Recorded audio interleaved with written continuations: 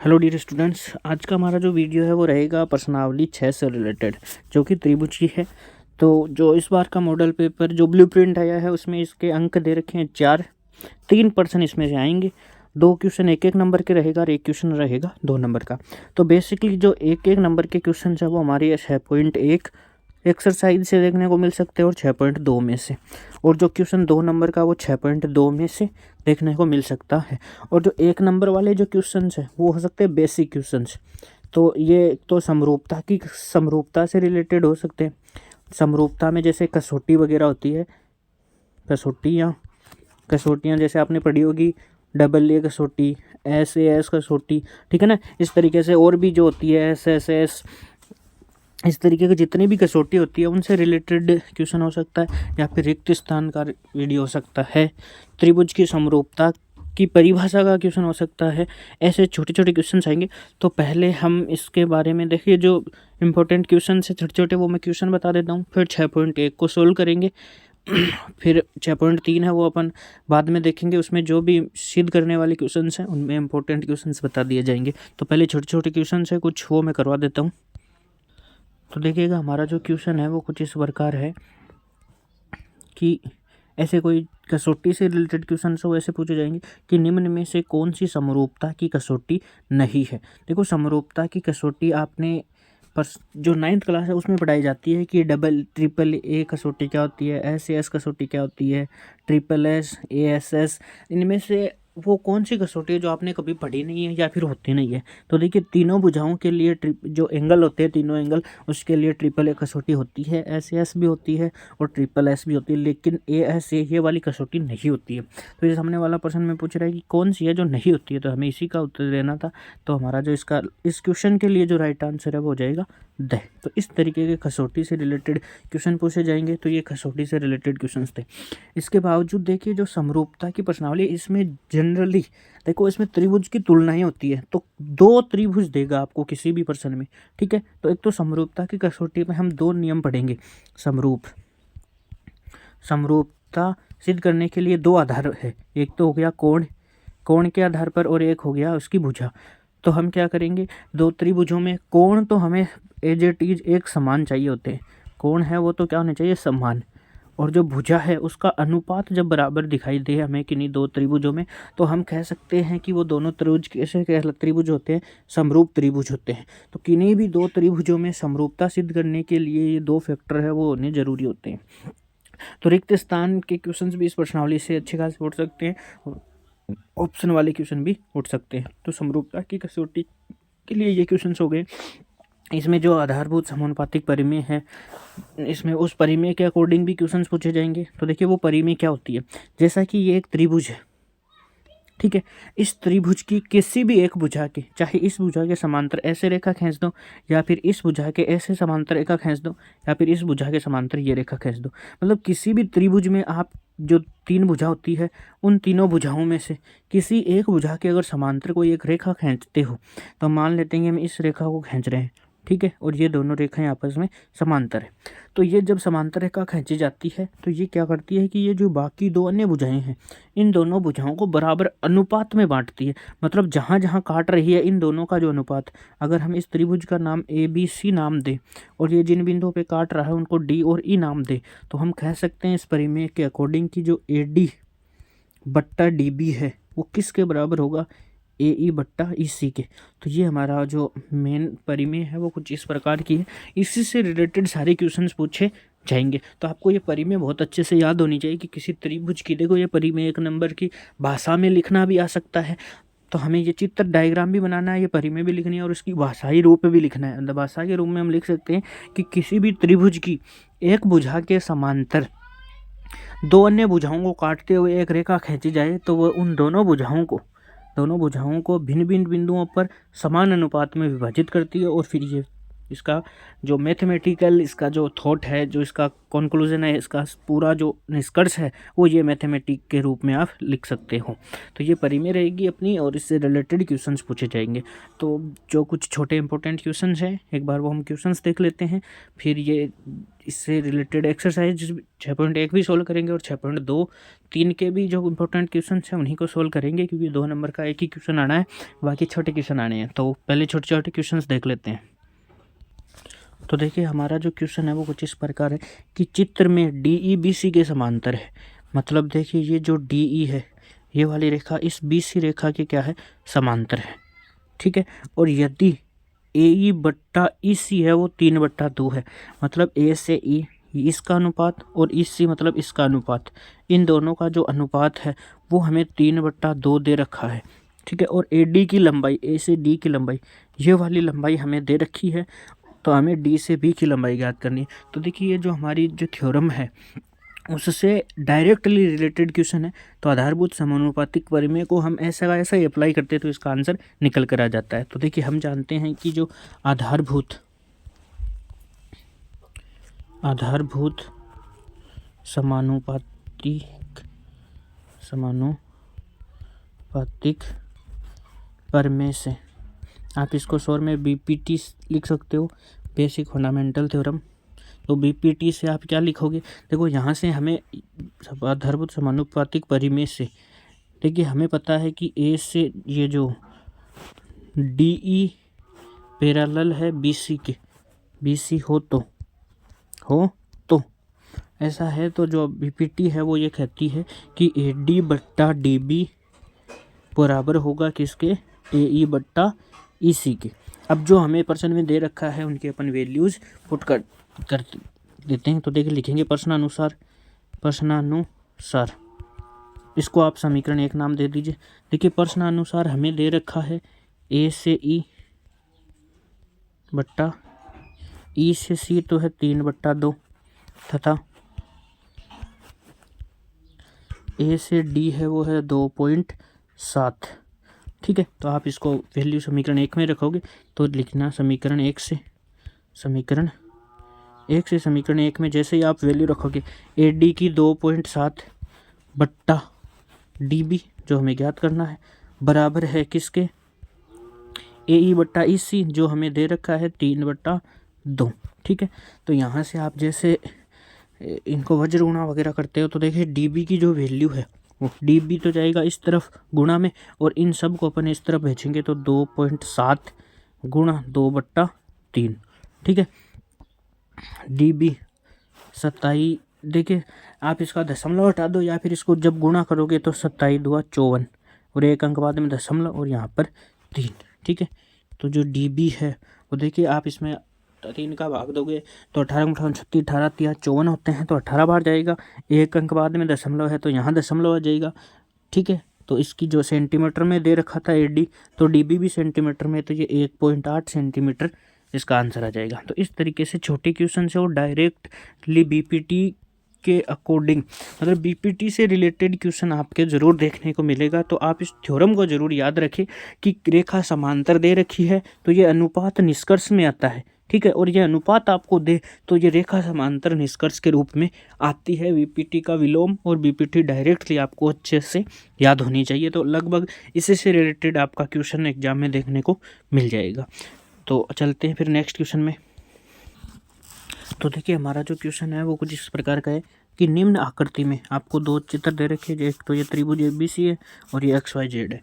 ठीक है, इसमें देखिए AB की वैल्यू दे रखी है 3.8, AC की दे रखी है 3/√3, BC की 6.6, जो 6 सेमी है, 6.6 नहीं है 6 सेमी है, XY है वो 6√3, XY 2 बार लिखती है क्या,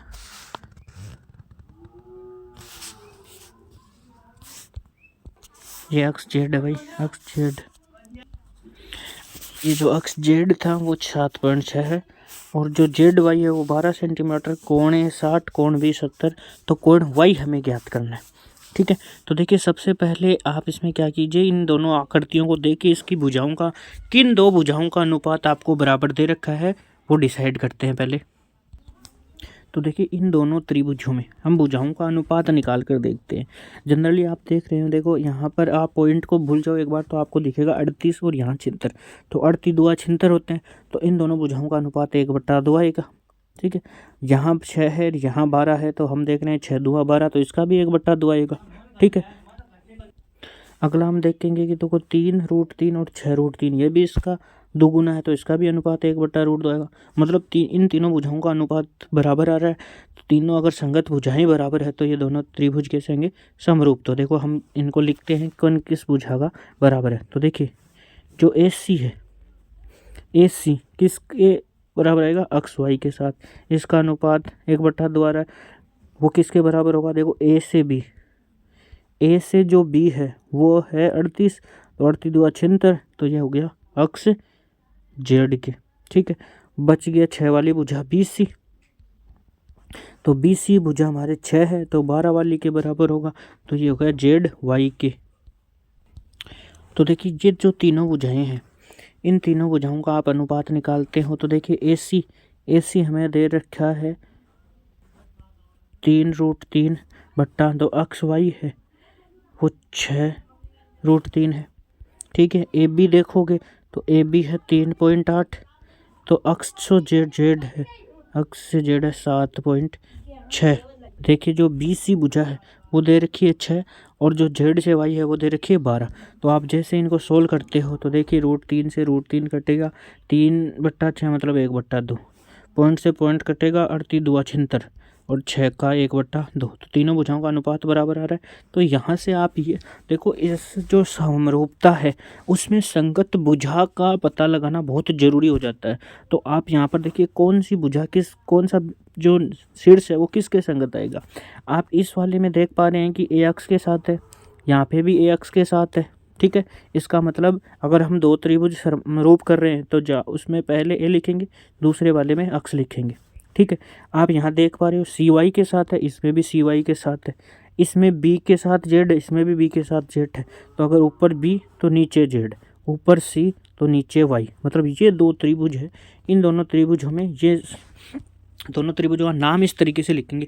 क्यों, क्योंकि इसके साथ संगत भुजा निकाली जा सकती है। देखिए AB भुजा के संगत आया है AZ, देखो ये रहा। ठीक है, फिर आप BC निकालते हो तो ZY या YZ, तो ये रहा। तो इसकी जो समरूपता की जो नियम है उसके अंतर्गत संगत भुजा को और संगत कोण को सेम पोजीशन पे लिखना बहुत ज़रूरी हो जाता है। तो अब आप यहाँ से आसानी से बता सकते हो कि यहाँ पे कोण A अक्ष के बराबर, कोण B Z के बराबर और कोण C है वो Y के बराबर। तो अब देखिए इस चित्र में आप बता सकते हैं कि A का मान है कोण A का वो अक्ष के बराबर, तो A 65 है तो ये भी 65 डिग्री। ठीक है, और कोण जो हमारे पास B दे रखा है वो Z के बराबर 70, ये वाला 70 हो जाएगा। ठीक है, बाकी जो Y है वो C के बराबर है। ठीक है, अब देखिए C हमें मान नहीं दे रखा है, तो अब आप इन दोनों त्रिभुजों में किसी भी त्रिभुज के अंतःकोणों का योग का मान लगाइए और इसका मान ज्ञात कर लीजिए। तो हम देखिए अक्ष Y Z में लिखा लेते हैं, तो त्रिभुज अक्ष Y Z में अंतःकोणों का योग, अंतःकोणों का योग बराबर होता है 180, और अंतःकोण यहाँ पे है कोण अक्ष प्लस कोण Y प्लस कोण Z बराबर 180। ठीक है, जो कोण अक्ष है वो 65 दे रखा है, कोण Y है 65 ही दे रखा ना कोण अक्ष, हाँ x 65 है, और जो Y है वो हमें ज्ञात करना है, तो जो Y है उसको Y पढ़ा रहने दो, कोण Z है वो हमें 65 दे रखा है, तो बराबर 180।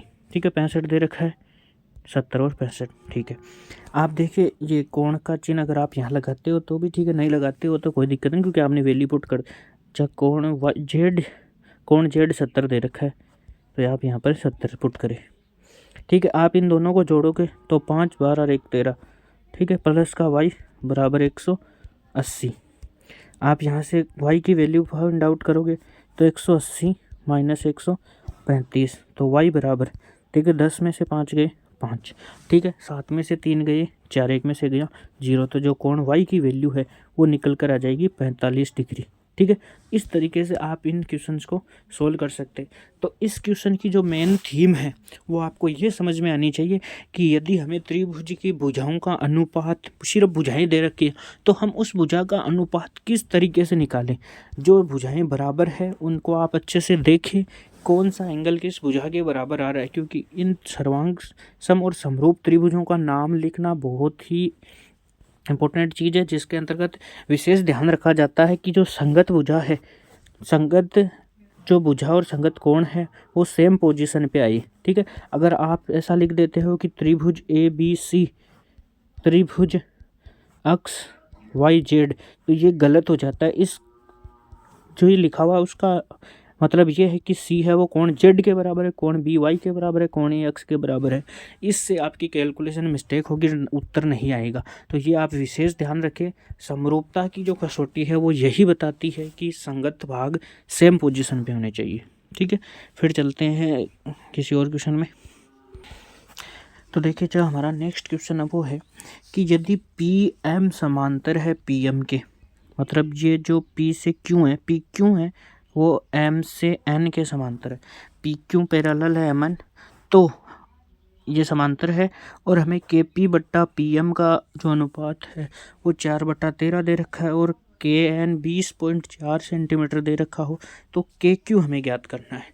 ठीक है, तो देखिए सबसे पहले अपन इसमें BPT लगाते हैं। ठीक है, तो BPT से हम कह सकते हैं कि ये समांतर है, तो हमें BPT के अकॉर्डिंग पता चला कि KP बट्टा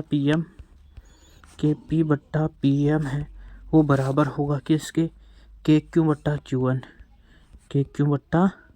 QN। अब आप अगर अच्छे से देखोगे तो आपको पता चल रहा है कि हमें इसकी वैल्यू तो दे रखी है। ठीक है, इसकी वैल्यू यहाँ पर हमें दे रखी है। ठीक है, बाकी इस तरफ वालों में इसकी हमें पूछी है और इसका कहीं जिक्र ही नहीं हुआ है।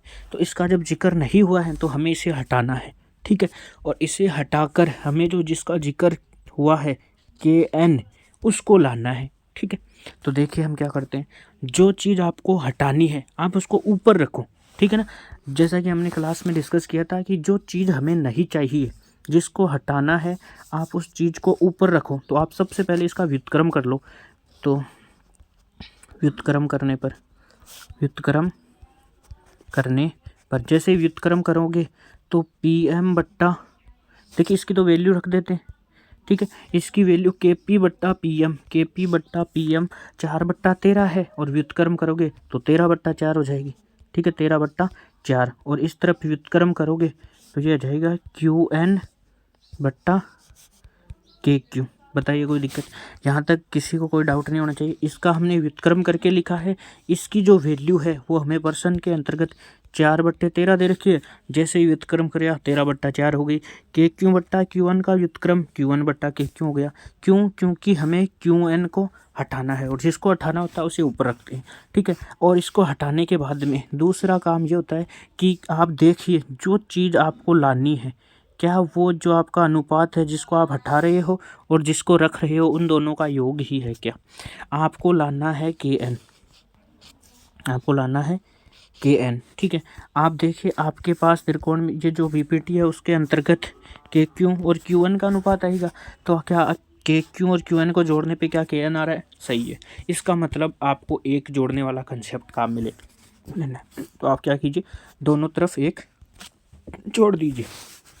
जैसे आप जोड़ोगे तो इधर देखिए लघुत्तम आएगा 4, 1 + 13, 4 + 13, ये यहाँ पर लघुत्तम लोगे आप तो लघुत्तम 4 आ जाएगा और 1 से गुणा होगा तो 4 + 13, और इस तरफ आपका लघुत्तम आएगा KQ, तो ये हो जाएगा QN + KQ।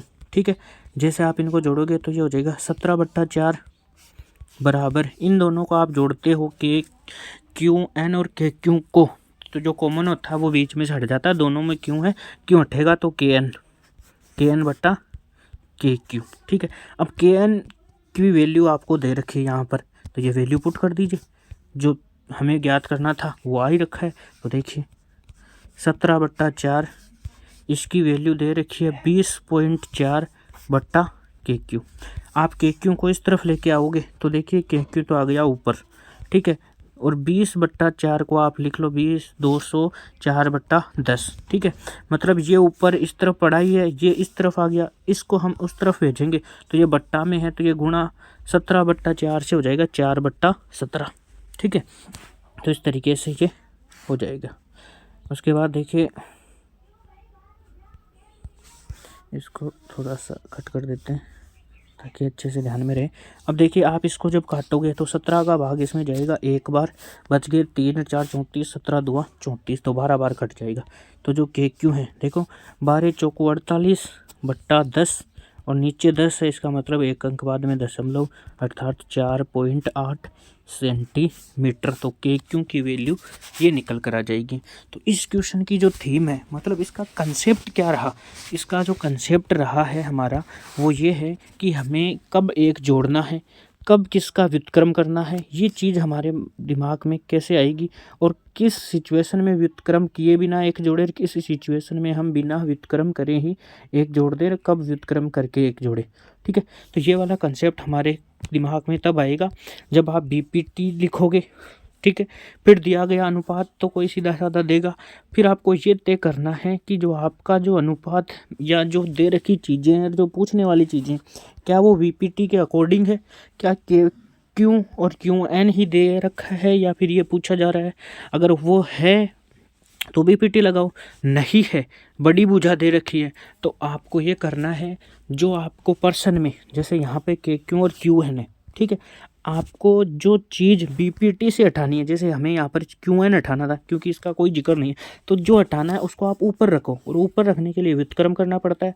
व्युत्क्रम करने के बाद बड़ी भुजा ज्ञात करने के लिए एक जोड़ा जाता है, एक जोड़ने का कंसेप्ट। तो ये इस क्वेश्चन का ईजिली आप सॉल्यूशन निकाल सकते हो। चलो इसी प्रकार का कोई एक और क्वेश्चन देखते हैं। तो देखिए हमारा जो नेक्स्ट क्वेश्चन है वो कुछ इस प्रकार है। यदि डी बी सी के समांतर है और ए डी 2.4, ए बी 3.2 और ए सी है वो 8 है, तो ए ई हमें ज्ञात करना है। ये जो सारे डाटा है वो आप सेंटीमीटर में मान सकते हो कि सारे सेंटीमीटर में है, तो हमें क्या ज्ञात करना है, ए ई ज्ञात करना है, ठीक है। सबसे पहले हमें जो समांतर रेखा दे रखी है उसके अकॉर्डिंग अपन बीपीटी लिखते हैं। तो बीपीटी से हमें पता है कि बीपीटी के अकॉर्डिंग ए डी बट्टा डी बी है वो बराबर होगा किसके, ए ई बट्टा ई सी के, ठीक है। दूसरा हमारा ये काम है कि आप इन देखिए बीपीटी के कितने डाटा यहाँ दे रखे हैं, जो नहीं दे रखा उसे हटाना है। क्या ए डी है, ए डी दे रखा है। क्या डी से बी है, न देखो न तो डी से बी दे रखा है न पूछा है, इसका मतलब हमें ये हटाना है, ठीक है, इसको हटाना है। ए से ई हमें पूछा जा रहा है तो ये रहेगा। ई सी हमें ना दे रखा है ना पूछा, मतलब ये दोनों हमें हटाने हैं, ठीक है। और हटाने का कंसेप्ट है जिसे हटाना है उसे ऊपर रखो। ऊपर रखने के लिए आप इसका क्या करो, व्युत्क्रम। तो हम करेंगे व्युत्क्रम, ठीक है। जैसे ही आप व्युत्क्रम करोगे तो आएगा डी बी बट्टा ए डी, ठीक है, वो आ जाएगा बराबर किसके, ई सी बट्टा ए ई, ई सी बट्टा ए ई, ठीक है। व्युत्क्रम करने के बाद में आपको क्या करना है, देखिए अब जो हमें लाना है नहीं दे रखा, और देखिए ए डी और ए ई को तो छोड़ दिए, ए डी हो गया, ये हमें ज्ञात करना है। बताइए ए बी और ए सी क्या इन भुजाओं का अनुपातों का योग है। देखिए ए डी और ए बी का अनुपात हमारी बीपीटी में है, इन दोनों का योग ए बी है, ठीक है। और ए ई और सी का ए सी है, मतलब यही हमारा बड़ी भुजा लानी है, और बड़ी भुजा लाने का मतलब है दोनों तरफ एक जोड़ देना। जैसे ही दोनों तरफ आप जोड़ोगे तो ऊपर तो हो जाएगा A D plus D B बट्टा ए डी, और इस तरफ हो जाएगा ई सी प्लस ए ई बट्टा ए ई, ठीक है। ए डी और डी बी में डी कॉमन और डी हटेगा तो बचेगा ए बी बट्टा ए डी बराबर, इधर देखिए ई 2 बार है तो ए सी बचेगा बट्टा ए ई। देखिए जिस की वैल्यू दे रखी है, हमें ए बी की वैल्यू दे रखी है तो ए बी की वैल्यू रख दीजिए, 3.2 दे रखी है। ए से लेकर डी की वैल्यू 2.4 दे रखी है, ठीक है। उसके बाद एस सी, तो देखिए एस सी की वैल्यू 8 दे रखी है, और ए ई हमें ज्ञात करना है, ए ई हमें ज्ञात करना है। तो बस देखिए दशमलव से तो दशमलव कट जाएगा, ठीक है। और ए ई को अगर मैं इस तरफ ले आऊँ तो उस तरफ 8 तो पहले से है, ये सब उधर जाएगा, दशमलव हट चुका है तो 24/32, ठीक है। 8 चौका 32 होता है और 4 का 24 में 6 बार, तो जो ए ई है वो आ जाएगा 6 सेंटीमीटर। इस तरीके से आपको इन क्वेश्चंस को सोल्व करना है, ठीक है। तो जो चीज़ हटानी है उसको ऊपर रखना है। अगर जो हमें नहीं, जो बीपीटी में नहीं है और हमें पूछा जा रहा है या दिया जा रहा है, वो अगर बड़ी भुजा है, बड़ी भुजा ही होगी, इस प्रश्नावली में जितने भी क्वेश्चन होंगे उनमें बड़ी भुजा ही देगा। तो बड़ी भुजा का मतलब है एक जोड़ने वाला कंसेप्ट, जिसे हटाना है उसे ऊपर रखना है और बड़ी भुजा लाने का मतलब एक जोड़ना है, ठीक है। तो इस तरीके से